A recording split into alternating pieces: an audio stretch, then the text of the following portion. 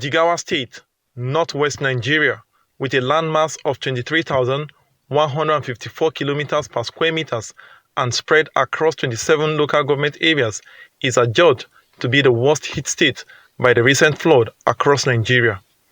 This is according to the Minister of Humanitarian Affairs, Sadiya Farouk. We set out to Jigawa State to ascertain the level of the damage caused by the flood. The first point of contact is Auyo local government area.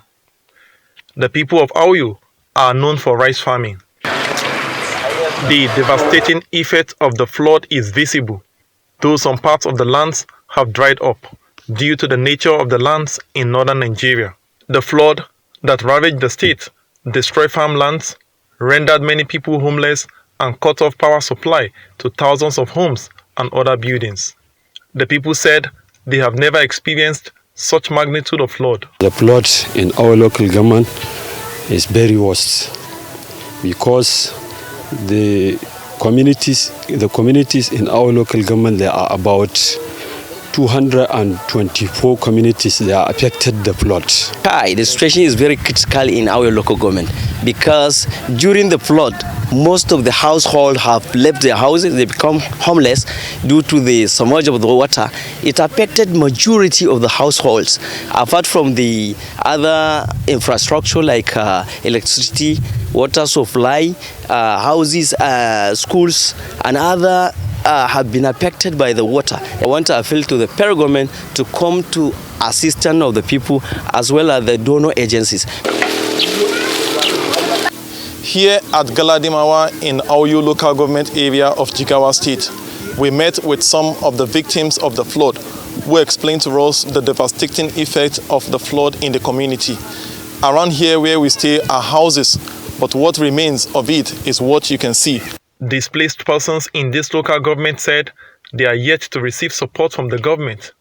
Garba Nansauki is one of them.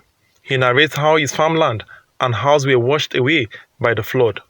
He said they now sleep outside with their children, but is making efforts to have a temporary tent using plant stem.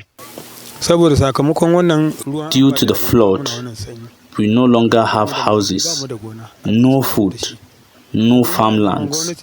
We need the help of the government. The story is the same with Abdulwahab Katingi, who said this is the fourth time they have been displaced by flood with no help coming their way. He said government officials have visited them many times with a promise to address their plight, but they are yet to receive their pledges. We have solicited help several times from the government. They came here to assess the place, but they are yet to respond.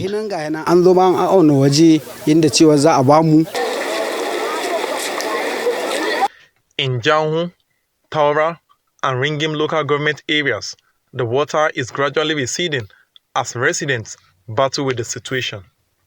Schools, farmlands submerged underwater, children forced to sit at home while some play inside the water. Abdullahi Musa is a rice farmer who is already counting his losses. We found him inside his rice farm, now flooded with water. He is seeking for fish for what he can sell as a means of survival. He said the flood came at a time they were preparing for harvest. This is our rice farmland.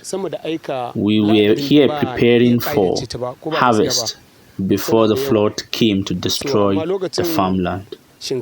We have lost everything to the flood. This is a vast land for rice cultivation, but as you can see, everywhere is submerged by water.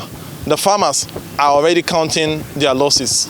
Displaced persons relocated by the state government to temporary buildings in Duse and Ringim local government areas say there is no place like home. They call on the government for urgent support. Even now, the people just made temporary tents, which is even difficult for them to sleep in. This place is overcrowded. The challenge here is much. You can't compare here with our homes. We struggle to get drinking water here. Back to Dutse, the state capital. Commercial activities are running smoothly as the capital was spared by the flood. The State Commissioner of Information, Bala Ibrahim, confirmed the death of 134 persons and said goods worth 1.5 trillion naira were lost to the flood that affected 22 local government areas out of the 27 local government areas in the state. He said the government has already set up a committee to address the challenge. We have 27 local governments in all, and about 22 are affected, seriously affected. We lost so far around 134 lives were lost, and you know what it means to lose a life. We lost property worth millions of naira, billions in fact of naira. It was estimated that we lost about 1.5 trillion worth of property, that is farmlands, houses, and so on and so forth. On whether Jigawa is the worst hit state by the flood, Chairman of the Flood Assessment Committee in Jigawa, Bashir Dalhatu, said they agree with the judgment of the Minister of Humanitarian Affairs. Dalhatu regrets that people are politicizing the flood situation and wish Jigawa never had such experience. I think this is the first time I am hearing that there is even dispute as to the worst hit state. We in Jigawa believe that we have been the worst hit, and the Minister of Humanitarian Affairs has all the expertise and the experts in her ministry who can assess and determine the worst hit, and we have not had anybody disputing that.